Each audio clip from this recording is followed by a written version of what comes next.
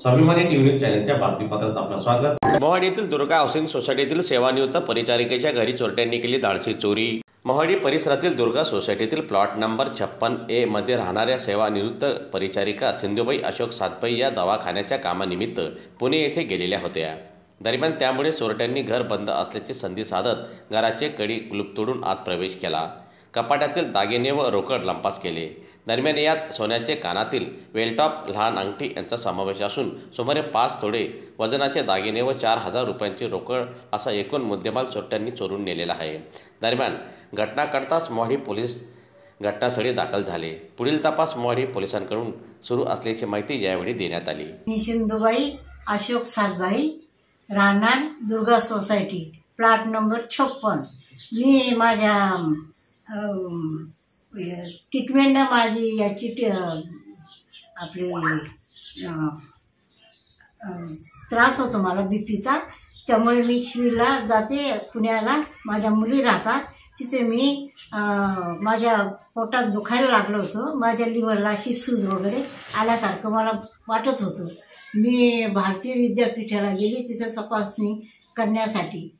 मी पुण्याला गेली असताना तर माझ्या घरामध्ये रात्रीच्या वेळेस चोरी झाली।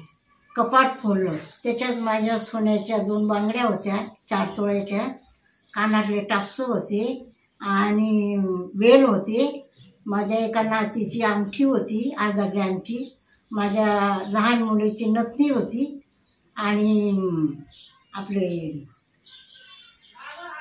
अंगठी होती एक, आणि रोख कॅश 4,000 रुपये पाकिटात ठेवलेले होते।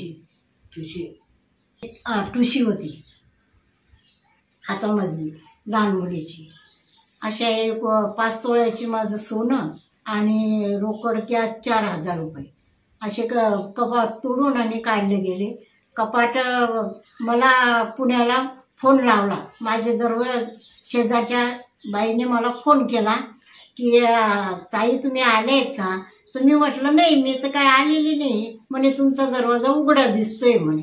त्याच्यानंतर मी विचारलं बघा बरं जाऊन तुम्ही। त्यांनी चौकशी केली तर माझ्या घरातलं सर्व कपाट फोडून अस्ताव्यस्त झालेलं होतं आणि सगळं काढून नेलेलं होतं।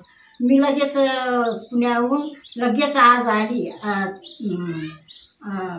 याच्याने स्पेशल गाडी करून आली आणि बघितलं तर माझ्या कपाट जेवढं माझं आता ज्या वस्तू मी सांगितल्या तेवढ्या चोरीला गेलेल्या होत्या।